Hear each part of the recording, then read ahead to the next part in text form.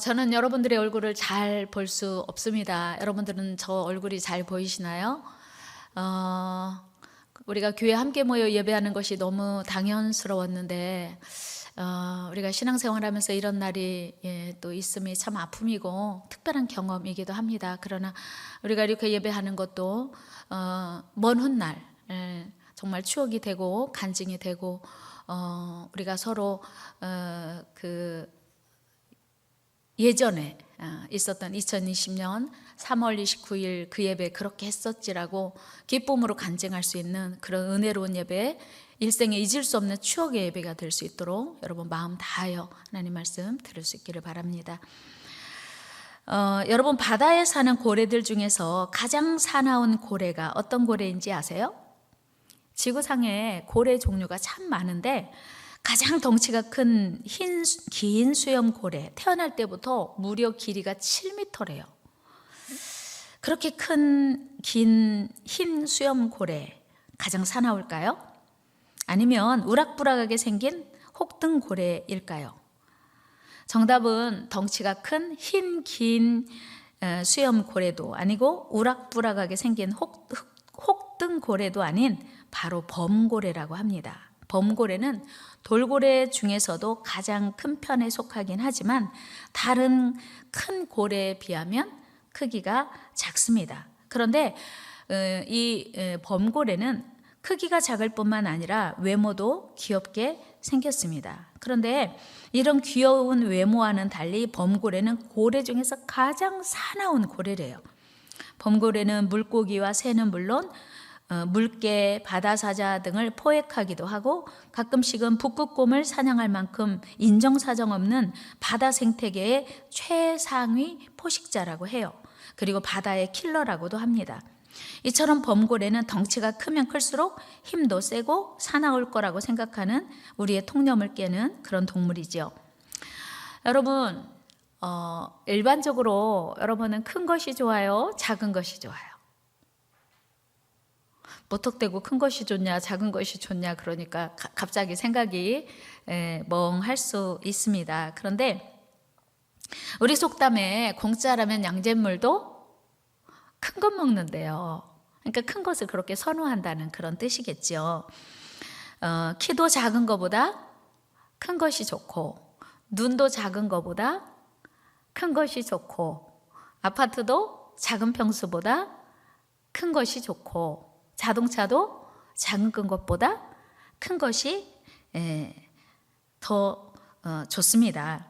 그런데 이런 모습은 우리의 신앙생활에서도 그대로 적용해 볼 수 있습니다. 오늘 본문에서 예수님께서 어린아이의 도시락인 오병이어로 5,000명을 배불리 먹이셨습니다. 그리고 12광주일이나 남게 하신 기적을 베푸시니까 사람들이 너무 많이 몰려가지고 예수님을 떠나지 않으려고 하는 거예요. 그래서 예수님이 그 많은 무리들을 하나씩 이제 보내면서 제자들을 먼저 배를 태워 보내셨습니다.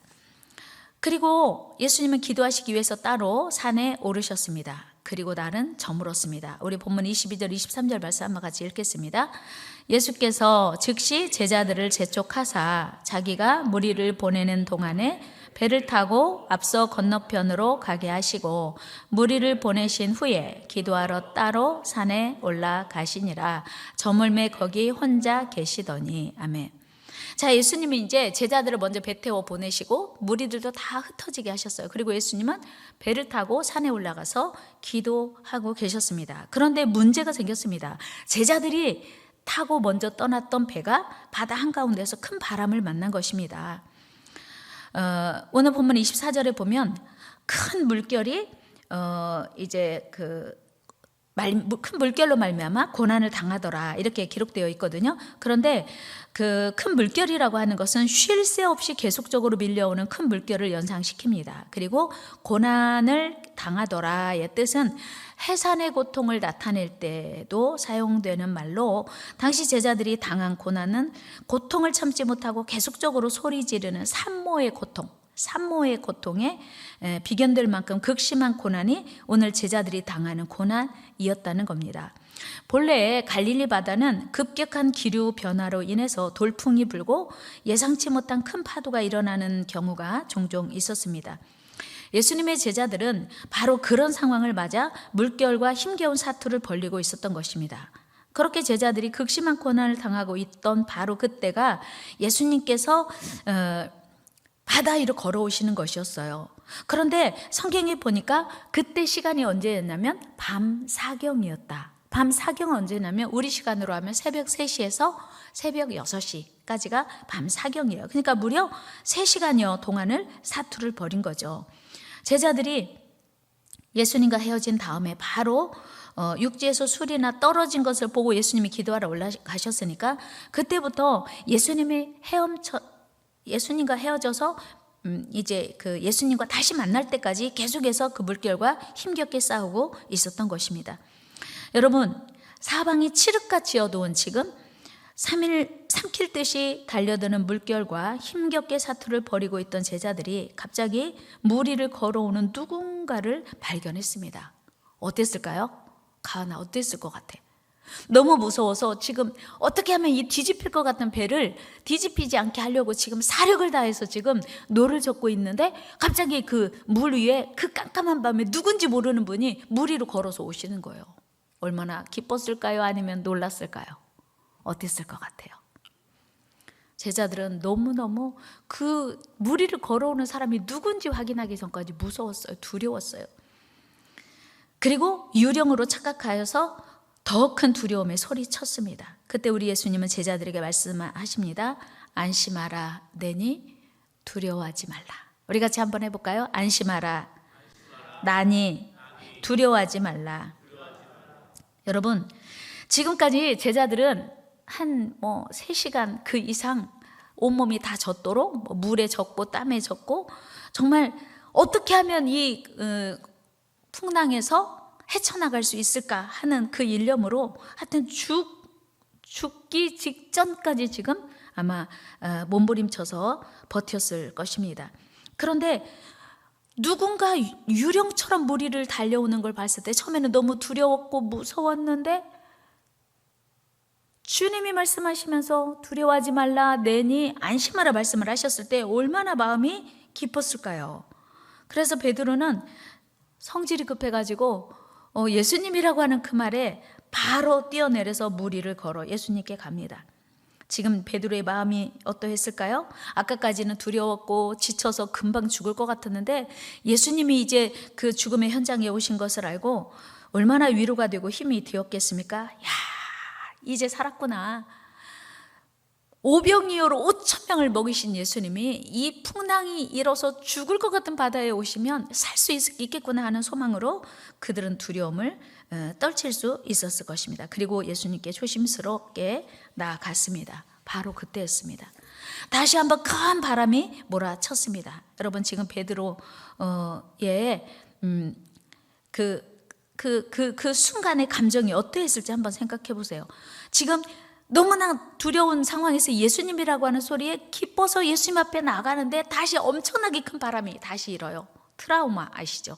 아까까지 그 두려워서 정말 곧 죽을 것 같은 그 순간, 그 예수님이 오셔서 지금 겨우 지금 그 트라우마에서 벗어나가지고 지금 기쁨으로 예수님께 나아가려고 하는데 다시 아까 불었던 그 바람이 다시 몰아치는 거예요. 그런데 뒤집힐 것 같은 그 배를 지키느라고 죽을 힘을 다했던, 그래서 지칠 대로 지친 그 순간 다시 한번 이제 주님을 향하여 나아가는데 다시 바람이 불어올 때 베드로는 너무나 무서워서 더 이상 버티지 못하고 그만 바다에 빠지고 말았습니다. 여러분, 그리고 소리쳤습니다. 주여 나를 구원하소서.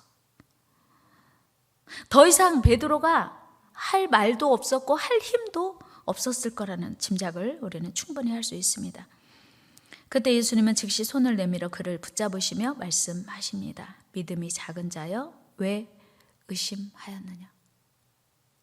예수님이요 하실 말씀이 참 많으실 것 같아요. 아까 나라고 했지. 그런데 왜 무서워해? 왜 걱정해? 걱정하지 마. 아니면 안심하라 되니 두려워하지 말라. 뭐 이런 말씀 하실 수 있을 것 같은데 믿음이 작은 자여 왜 의심하였느냐. 그리고 예수님은 베드로의 손을 붙잡아 올리셨습니다. 그런데 여러분, 놀랍게도 그 순간 그 무섭고 그 큰 풍랑이 언제 그랬냐는 듯이 갑자기 조용하고 잠잠해졌어요. 조금 전까지만 해도 바람과 파도 때문에 죽을 것 같았던 극도의 두려움과 불안에 빠졌던 베드로와 다른 제자들이 그렇게 조용하고 평안한 안식을 얻기까지 여러분 얼마나 많은 시간이 걸렸을 것 같아요. 정말 두려워서 빠져들어가던 그 순간과 예수님이 손잡아서 배 위로 끌어올리실 때 그 시간이 얼마나 걸렸을 것 같아요. 뭐 30분, 1시간 그렇게 긴 시간이 아니었으리라고 우리가 짐작할 수 있습니다. 그렇다면 그 사이에 무슨 일이 일어난 거예요? 아까는 죽을 것 같아서 주여 나를 구원하소서라고 소리쳤는데, 그리고 물에 빠져들어갔는데, 이제 예수님이 손을 잡아주시는 순간 베드로가 배 안에 들어와서 한숨을 휴 내쉬면서 평안함을 되찾을 수 있었던 그 짧은 순간, 어떻게 그 지옥 같은 환경이 갑자기 천국으로 바뀔 수 있었을까요? 그것은 다름 아닙니다. 오늘 저는 여러분들과 3가지 말씀드리려고 해요. 어떻게 그 고통의 시간이 위로의 시간이 되었고, 그 극도의 불안한 시간이 평안한 시간이 되었는지, 그 죽음의 환경이 천국 같은 그런 평안한 시간이 되었는지. 첫째는요, 예수님이 그들에게 오신 거예요. 사랑하는 여러분, 지금 여러분은 칠흑 같은 어두운 밤을 보내고 있습니까? 사방을 둘러보아도 소망의 빛이라고는 그 어디에도 없습니까? 그러나 두려워하지 마십시오. 염려하지 마십시오. 중요한 것은 지금 내가 서 있는 이곳이 얼마나 어둡고 깜깜하며 아무것도 보이지 않는가 하는 것이 아닙니다. 지금 중요한 것은 내가 서 있는 이곳이 아무리 깜깜하고 절망과 낙심밖에 없는 상황일지라도 이곳에 주님이 함께 하시면 충분히 천국 될 수 있어요. 그러니까 중요한 것은 내가 지금 서 있는 이곳이 절망스러운 환경인지 소망의 환경인지보다 더 중요한 게 이곳에 주님이 함께 계시는가 그렇지 않는가입니다. 우리 주님이 함께 계시기만 하면, 사랑 많으신 우리 주님은, 능력 많으신 우리 주님은 반드시 우리를 그 두렵고 고통스러운 문제를 해결해 주실 것이기 때문이에요. 25절에서 우리 주님은 밤 사경에 폭풍이 몰아치고 있는 바다를 걸어서 제자들에게 오셨어요. 그러니까 우리 상황이 얼마나 힘들고 어려워도 그건 전혀 문제가 안 돼요, 주님에게는. 25절 말씀 같이 한번 읽어볼까요? 시작. 밤 사경에 예수께서 바다 위로 걸어서 제자들에게 오시니. 아멘. 보세요. 그러니까 제자들은 지금 온몸이 땀으로 젖고 바닷물로 젖고 지금 그 풍랑 때문에 젖고 파도 때문에 젖었어요. 그런데 예수님이 그 밤 사경에 그 제자들의 고난의 현장에 찾아오셨다고 하는 사실이에요. 우리 예수님께서는 누구라도 삼킬 듯이 무섭게 넘실거리는 거대한 파도를 뚫고 고난당하고 있는 당신의 제자들에게로 찾아오신 것입니다. 그리고 하신 말씀이 두려워하지 말라, 안심하라, 내니 두려워하지 말라. 이처럼 우리 주님은 당신께 속한 자들을 고난 속에 홀로 버려두지 않으시고 친히 그 고난의 현장으로 달려오시는 분이십니다. 그곳이 어느 곳이든, 심지어 영원한 멸망의 땅일지라도 우리 주님은 마다하지 않으시고 그 고난의 현장으로 당신의 사람들을 구원하시려고 달려오신다는 사실이에요. 이 같은 사실은 하나님이신 우리 예수님께서 인간의 몸을 입으시고 이 죄악된 세상 가운데 오셨다는 사실로 분명하게 확인할 수 있습니다. 예수님은 우리를 살리시려고 우리가 죽어야 마땅한 그곳에 오셨어요. 그리고 우리를 대신해서 십자가 지고 죽으셨습니다. 우리 예수님은 죄로 인해서 멸망하게 될 당신의 사람들을 구원하시기 위해서 하늘의 영광 보좌를 버리시고 낮고 천한 인간의 몸을 입고 친히 이 고난 가득한 세상으로 오신 것입니다. 그러므로 우리는 언제 어디서 어떤 고난을 만날지라도 두려워하거나 낙심할 필요가 없습니다. 오히려 더욱 담대해야 합니다. 여러분, 우리가 다니엘의 세 친구처럼 극렬히 타는 풀무불 가운데 던져진다 할지라도 주님은 반드시 그곳까지 찾아오시는 거예요. 그래서 다니엘과 세 친구들을 가두어두었던 그 풀무불 속에 분명히 3명을 가두었는데 느부갓네살 왕이 뭐라고 했냐면, 야, 우리가 가둔 사람은 3명이지 않냐? 그런데 왜 4명이 저 안에 있냐? 분명히 확인했거든요. 그거는 주님이 그곳에 함께 계신다는 사실이에요. 저와 여러분들, 우리가 아무리 고통스러운 현장이라도 주님이 함께 계심을 믿으시기를 바랍니다. 우리 시편 139편 7절에서 10절 말씀, 다윗의 고백인데요. 그 극심한 고난 가운데 함께 하시는 주님을 다윗은 이렇게 고백했습니다. 우리 같이 읽습니다. 시작. 내가 주의 영을 떠나 어디로 가며 주의 앞에서 어디로 피하리이까. 내가 하늘에 올라갈지라도 거기 계시며 스올에 내 자리를 펼지라도 거기 계시니이다. 내가 새벽 날개를 치며 바다 끝에 가서 거주할지라도 주님은 그곳에 함께 계신다고 분명히 다윗은 고백하고 있는 거예요. 그러니까 우리가 저 하늘 끝으로 올라가도 하나님 거기 함께 계시고, 저 바다 밑에 그야말로 고통의 현장에 함께가 있어도 주님은 거기까지 함께 가신다고 하는 거예요. 우리 하나님은 당신의 사랑하는 성도들을 위해서, 당신의 백성을 위해서 어디든지 동행하시는 좋으신 하나님이심을 믿으시기를 바랍니다. 사랑하는 여러분, 그러므로 우리는 그 어떤 고난을 만나게 된다 할지라도 절대로 두려워하거나 낙심하면 안 돼요. 여러분, 코로나19 너무 무섭죠? 두렵죠? 그러나 주님이 함께 하시면 지켜주실 줄 믿습니다. 물론 조심은 해야 돼요. 우리가 가고 싶은 곳 다 가고, 우리가 아무런 준비 없이 아무렇게 살면 안 됩니다. 그러나 우리가 그렇게 무섭고 두려워할 건 아니에요. 조심은 해야지만 무서워하지 맙시다. 우리 같이 해요. 조심은 해야지만 무서워하지 맙시다. 아멘. 그래서 어떠한 고난 가운데서도 우리와 함께 하시는 주님을 바라보며 담대하게 그 고난과 맞서 싸울 수 있기를 주의 이름으로 축복합니다. 우리 이사야 43장 2절 말씀 같이 읽습니다. 시작. 네가 물 가운데로 지날 때 내가 너와 함께 할 것이라. 강을 건널 때 물이 너를 침몰하지 못할 것이며 네가 불 가운데로 지날 때 타지도 아니할 것이요 불꽃이 너를 사르지도 못하리니. 아멘. 하나님이 물 가운데로 지날 때도 지키시고 불 가운데로 지날 때도 지켜주신대요. 지키시는 하나님과 동행하시기를 바랍니다. 요한복음 14장 18절도 말씀 읽어요. 시작. 빌립이 이르되 주여 아버지를 우리에게 보여 주옵소서. 그리하면 족하겠나이다. 하나님은요, 우리가 어디를 가든지 거기서 함께 계신다고 약속하시거든요. 그래서 함께 하시는 주님이 우리의 고통을, 고난을, 우리의 문제를, 우리의 풍랑을, 우리의 죽을 것 같은 환경을 이기게 해주신다는 거 말씀드리고요. 두 번째는요, 고난 가운데 있을 때 우리의 시선은 오직 예수 그리스도를 바라보아야 한다고 하는 거예요. 같이 한 분이다. 오직 주님을 바라보아야 합니다. 그렇습니다. 우리가 고난 가운데 있을 때 우리가 바라보아야 할 분은 오직 주님이에요. 30절에 보면 베드로는 예수님의 말씀을 믿고 물 위를 걷다가 갑자기 휘몰아치는 바람을 보고 무서워하여 물속에 빠지게 되었다고 했습니다. 30절 같이 읽어요. 시작. 바람을 보고 무서워 빠져가는지라 소리질러 이르되 주여 나를 구원하소서 하니. 바람을 보고, 띄워주세요 말씀. 바람을 보고, 뭘 보고? 바람을 보고, 바람을 보니까 무서운 마음이 드는 거예요. 다시 두려운 마음이. 왜요? 지난밤에 그렇게 그 바람 때문에 고통스러웠거든요. 지난밤에 그 바람 때문에 무서웠거든요. 지난밤에 그 바람 때문에 그렇게 고통스러웠거든요. 그러니까 그 바람을 다시 보는 순간 다시 두려웠어요. 그래서 다시 물 위를 걷다가 물속에 빠지게 되었습니다. 여기서 우리가 주목할 것은 베드로가 물속에 빠져든 이유가 바로 바람을 보았기 때문이었다라고 하는 거예요. 그러니까 베드로가 예수님을 바라보다가 바람을 보는 순간 그는 믿음을 잃고 물속에 빠지게 된 것입니다. 그러므로 우리는 오직 예수 그리스도를 바라볼 때만 승리할 수 있다는 사실을 깨닫게 됩니다. 우리의 시선이 예수님을 떠날 때 우리는 믿음의 실패자가 된다는 사실입니다.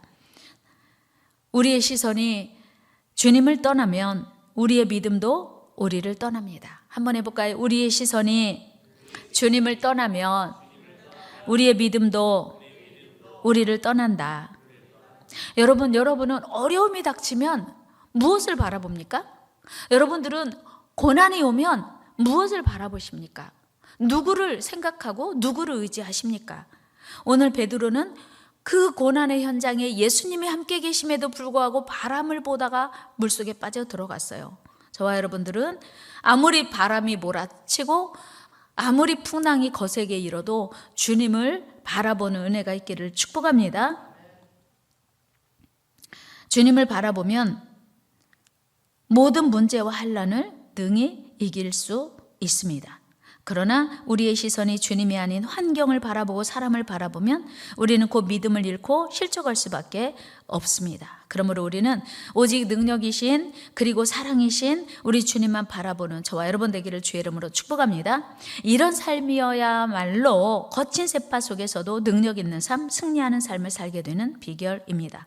우리 주님은 십자가 지고 죽으시는 그날까지 오직 하나님만 바라보았습니다. 우리도 세상 바라보지 말고 환경 바라보지 말고 주님 바라봅시다. 고난과 환난 바라보지 말고 주님 바라봅시다. 히브리서 12장 2절 말씀 봅니다. 믿음의 주여 또 온전하게 하시는 이인 예수를 바라보자. 그는 그 앞에 있는 기쁨을 위하여 십자가를 참으사 부끄러움을 개의치 아니하시더니 하나님 보좌 우편에 앉으셨느니라. 아멘. 믿음의 주여 또 온전하게 하시는 이인 예수를 바라보자. 히브리서 기자의 권면입니다. 우리 모두 예수님을 어려울수록 힘들수록 더 바라보는 은혜가 있기를 축복합니다. 마지막으로 세 번째는요, 끝까지 포기하지 않는 믿음이어야 합니다. 포기하면 안 돼요. 포기하지 말아야 돼요. 31절에서 우리 예수님은 물 위를 걷다가 물속에 빠져버린 베드로의 손을 붙잡아 주시며 믿음이 작은 자여 왜 의심하였느냐라고 책망하세요. 이는 기적적으로 물 위를 걷던 베드로가 이제 끝까지 주님의 능력을 믿지 못하고 의심했다는 거죠. 즉 베드로는 그의 능력에, 예수님의 능력에 대한 믿음이 어느 정도는 있었어요. 왜요? 오병이어로 5,000명 먹이고 12광줄이 남는 기적 방금 전에 봤거든요. 어제 저녁에 봤거든요. 그러니까 예수님의 능력을 어느 정도는 믿는데 온전히는 신뢰하지 못했어요. 그래서 바람이 일어나니까 순식간에 그 믿음을 놓쳐버리고 잃어버리고 깊은 물속으로 빠져들게 되었습니다. 이처럼 의심은 우리 성도들로 하여금 무기력한 삶으로 빠져들게 해요. 그러므로 우리 성도들은 절대로 하나님을 의심하면 안 됩니다. 하나님이 우리를 사랑하심을, 우리를 책임지실 것을 여러분 의심하지 말기를 바랍니다. 의심하지 맙시다. 의심하지 맙시다. 하나님이 우리 책임지실 것을 믿으십시다. 끝까지 믿읍시다. 하나님은 다 같이 하나님은 우리를 끝까지 책임지신다. 아멘. 이것이 믿음이에요. 하나님의 큰 능력을 경험하는 출발이 바로 믿음입니다. 여러분, 우리 예수님은 다른 것은 뭐라고 안 하셨는데 믿음 없다고 참 책망 많이 하셨어요. 우리 마태복음 6장 30절 말씀 한번 같이 읽어봐요. 시작. 오늘 있다가 내일 아궁이에 던져지는 들풀도 하나님이 이렇게 입히시거든 하물며 너희일까 보냐 믿음이 작은 자들아. 우리 주님은요 믿음 없다는 책망을 참 많이 하셨어요. 우리 마태복음 16장 8절도 우리 같이 한번 읽어요. 시작. 예수께서 하시고 이르시되 믿음이 작은 자들아 어찌 떡이 없으므로 서로 논의하느냐. 믿음이 작은 자라고 또 책망하셨죠. 누가복음 12장 28절도 말씀 읽어요. 시작. 오늘 있다가 내일 아궁이에 던져지는 들풀도 하나님이 이렇게 입히시거든 하물며 너희일까 보냐 믿음이 작은 자들아. 내가 같은 맥락의 말씀일 수 있지만 하나님은요 믿음이 작다고 참 책망 많이 하셨어요. 하나님은 키 작다고 책망하신 적이 한 번도 없어요. 눈 작다고 책망하신 적이 한 번도 없어요. 그런데 하나님은 믿음이 작으면 꼭 책망하시더라고요. 여러분 믿음이 작다고 책망받지 않는 저와 여러분 되기를 주의 이름으로 축원합니다. 여러분 우리 하나님이 원하시고 기대하시는 믿음은 무엇일까요? 그건 큰 믿음이에요. 큰 믿음. 사랑하는 여러분 우리 모두 큰 믿음 가집시다. 큰 믿음은 좋은 환경일 때는 검증되지 않아요. 확인할 수 없어요. 고난 가운데 있을 때, 고통 가운데 있을 때 우리 믿음이 있는지 없는지 확인이 되고 검증이 됩니다. 그러므로 우리가 고난 가운데 있을지라도 끝까지 포기하지 않고 흔들리지 않고 하나님의 사랑과 능력을 믿는 저와 여러분 되기를 축복합니다.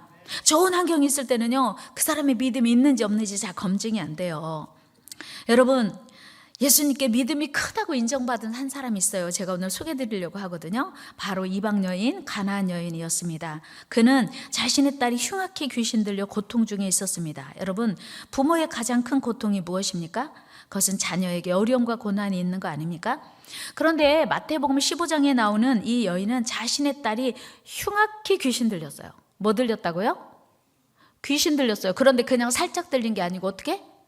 흉악히 흉악히 귀신 들렸어요. 그러니 엄마의 고통이 얼마나 심하겠습니까? 그래서 예수님께 나와 자신의 딸을 불쌍히 여겨 주시고 고쳐달라고 소리쳤습니다. 우리 마태복음 15장 22절 말씀 읽어 시작. 가나안 여자 하나가 그 지경에서 나와서 소리질러 이르되 주 다윗의 자손이여 나를 불쌍히 여기소서 내 딸이 흉악하게 귀신 들렸나이다 하되. 내 딸이 흉악하게 귀신 들려서 그러니까 부끄러움, 체면 없이 지금 예수님께 나와서 이제 소리 지른 거죠. 그런데 이 여인의 외침을 들은 예수님은요, 들은 대꾸도 하지 않으시는 거예요. 23절 같이 읽어요. 시작. 예수는 한 말씀도 대답하지 아니하시니. 그렇게 정말 자신의 자존심 다 내려놓고 예수님께 우리 딸 귀신 들렸는데, 흉악한 귀신 들렸는데 제발 좀 고쳐주세요. 예수님은 아무 대꾸도 안 하시는 거예요. 어쩜 그럴 수가 있어? 자존심 상해서 확 돌아갈 수 있는데 이 엄마는 그렇게 안 했어요. 제자들이 옆에서 예수님 도와주세요. 불쌍하잖아요. 그렇게 요청하니까 예수님이 뭐라고 하셨어요? 참으로 모욕적인 말씀을 하세요. 이 여인은 이방 지역 가나안 여인이었잖아요. 그러니까 예수님 뭐라고 하시냐면 24절에서 이렇게 말씀하세요. 같이 읽어요. 시작. 예수께서 대답하여 이르시되 나는 이스라엘 집에 잃어버린 양 외에는 다른 데로 보내심을 받지 아니하였노라 하시니. 이런 거예요. 나는 내 새끼들한테만 사탕 줄 거야. 내 새끼들한테만 마스크 줄 거야. 이런 거예요. 내가 옆집 애한테 왜 마스크를 줘야 돼? 이런 거 예수님이 요즘 우리 상황으로 이해하면. 그러니까 이 여인이 얼마나 자존심 상했겠어요. 제자들이 예수님 좀 도와주세요. 마스크 남으면 좀 하나 좀 주면 안 될까요? 그랬더니 예수님이 안 돼. 이렇게 하신 거죠. 그러면서 그렇게 그냥 모른 척 하신 게 아니고 이렇게 말씀하셨어요. 자녀의 떡을 취하여. 26절 말씀 같이 한번 읽어요. 시작. 대답하여 이르시되 자녀의 떡을 취하여 개들에게 던짐이 마땅하지 아니하니라. 아멘. 그러니까 내 자녀 말고 옆집 자녀는 안 돼. 이게 아니고 내 자녀에게만 사랑 베풀어야 돼. 능력 베풀어야 돼. 개들에게 줄 건 없어. 그런 게 무슨 얘기냐면 저 여자는 개나 마찬가지야. 그런 얘기. 엄청 모욕적인 얘기인 거예요. 그러면 여러분 같으면 어떻게 할 거예요? 가은아, 고목사님이 마스크를 다 나눠주는데 가은이만 안 줬어. 가은이 왜 안 줘요? 이번 성적이 형편없대. 그래서 안 줘. 그러면 다시 달라고 할 수 있을 것 같아? 없을 것 같아? 목사님 언제부터 자기는 공부 잘했나? 언제부터 공부 잘하는 사람 마스크 준다고 자존심 상해서 더러워서 난 그 마스크 안 가지고 이럴 수 있어요. 그래 안 그래요? 그보다 더 모욕적인 얘기예요. 너는 자녀들의 떡을 취하여 개들에게. 이건 진짜 예수님이 어떻게 사랑 많으신 예수님이 이런 표현할 수 있을까? 그런데 진짜 중요한 건요, 이 여인이 거기서 포기하지 않았다는 거예요. 이 여인이 오히려 더 적극적으로 예수님께 도와주실 것을 간청합니다. 25절 말씀 읽어요. 시작. 여자가 와서 예수께 절하며 이르되 주여 저를 자존심 하나도 안 상한 것 같아요. 창피하지도 않은 것 같아. 예수님이 개에게 비교하면서 개에겐 줄 거 없어 이렇게 하셨는데도 어쩌면 이 여인이요, 더 중요한 건 진짜 대박. 여러분들 별로 대박. 옳습니다. 그러나 개들도 자녀의 상에서 떨어지는 부스러기는 먹나이다. 이렇게 부스러기라도 주세요. 이렇게 한 거예요. 27절 말씀 읽어요. 시작. 여자가 이르되 주여 옳소이다마는 개들도 제 주인의 상에서 떨어지는 부스러기를 먹나이다. 진짜 이 여인이요, 자기 자녀를 얼마나 사랑하는지 알 수 있고 또 하나는 예수님의 능력이 얼마나 대단한지를 이 여인은 믿은 거예요. 그래서 포기할 수 없었어요. 이렇게 포기하지 않고 끝까지 예수님을 향해 나아가면 하나님 반드시 일하시는 줄 믿습니다. 여러분, 예수님이요 감동하셨어요. 지금 여인이요, 이런 태도가 그 어떤 상황에서도 하나님의 은혜와 긍휼, 하나님의 응답과 은총을 받지 않고는 결코 물러서지 않겠다는 흔들리지 않는 믿음이었어요. 이 여인의 믿음이 우리 모두에게 있기를 축복합니다.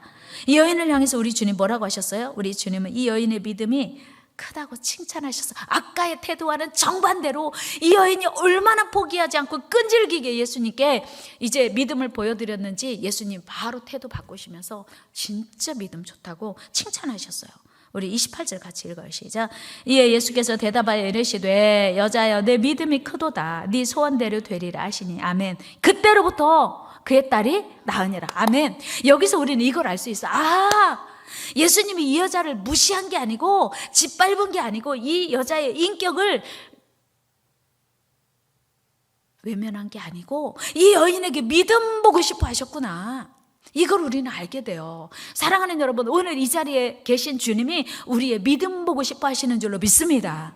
우리 믿음을 하나님께 보여드려야 돼요. 그러면 우리 환경이 아무리 어려워도, 우리 환경이 아무리 힘들어도, 아무리 고통스러워도 우리 하나님께 믿음 보여드리면 하나님 일하실 줄로 믿습니다. 하나님 우리 환경 바꾸실 줄로 믿습니다. 우리 고통을 지나가게 하실 줄로 믿습니다. 믿음 보여드려야 돼. 믿음. 하나님이 감동하실 만한 믿음.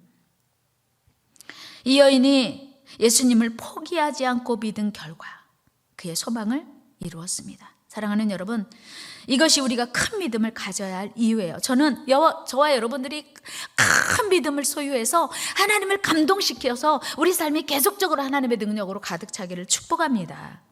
하나님은 우리의 믿음을 기대하고 계세요. 한번 해볼까요? 하나님은 우리에게 큰 믿음을 기대하고 계신다. 여러분, 큰 믿음이 뭐예요? 큰 믿음은요, 고난이 없는 게 아니에요. 여러분, 큰 믿음이 뭐예요? 고난 속에 있지만 하나님을 신뢰하는 게 큰 믿음이에요. 큰 믿음이 뭐라고요? 고난이 없는 게 아니고 고난 가운데 있지만 하나님을 신뢰하는 거, 끝까지 포기하지 않고 믿어드리는 거, 이게 큰 믿음이에요. 여러분, 우리 믿음이 큰 믿음 될 때 우리 하나님은 우리에게 많은 은혜를 베풀어 주실 줄 믿습니다. 우리 모두 큰 믿음 가집시다. 주님 안에서 절망적인 인생은 있다 없다? 없다. 주님께 나온 수많은 병자들 중 단 한 사람도 고침받지 못한 사람이 없어요. 여러분, 성경 다 보세요. 예수님께 나온 모든 질병을 가진 사람은 죽었다가도 죽은 자도 예수님이 살려주셨어요. 예수님께 나온 질병을 가지고 있는 사람 단 한 명도 못 고친 사람 없습니다. 사랑하는 여러분, 지금 이 시대야말로 제자들이 만난 고난의 시기요, 고통의 시기를 보내고 있습니다. 우리 모두 주님께 나아가는 큰 믿음으로 고난을 이기시기 바랍니다. 주님을 바라봄으로 이 고난을 이길 수 있기를 바랍니다. 포기하지 않는 믿음으로, 포기하지 않는 큰 믿음으로 하나님께 인정받고 칭찬받는, 그래서 승리하는 인생 사시기를 바랍니다. 주님 바라보면서 견디는 것이 큰 믿음입니다. 주님께 부르짖는 것이 큰 믿음이에요. 주님 앞에서 오래 참는 것이, 포기하지 않고 오래 참는 것이 큰 믿음입니다. 물러서지 않는 것이 큰 믿음이에요. 키는 작아도 믿음은 큽시다. 우리 옆 사람의 키는 작아도 믿음은 키웁시다. 눈은 작아도 믿음은 키웁시다. 여러분, 큰 믿음이 인생 승리자 되는 거예요. 주님 바라보며 큰 믿음으로 승리하는 저와 여러분 되기를 주의 이름으로 축복합니다. 시편 42편 5절 말씀 읽고 같이 기도하겠습니다. 내 영혼아, 네가 어찌하여 낙심하며 어찌하여 내 속에서 불안해하는가? 너는 하나님께 소망을 두라. 그가 나타나 도우심으로 말미암아 내가 여전히 찬송하리로다. 아멘. 기도하겠습니다. 하나님 감사합니다. 우리에게 큰 믿음 주옵소서. 큰 믿음으로 우리의 고난을 이기게 하여 주시옵소서. 예수님의 이름으로 기도드리옵나이다. 아멘.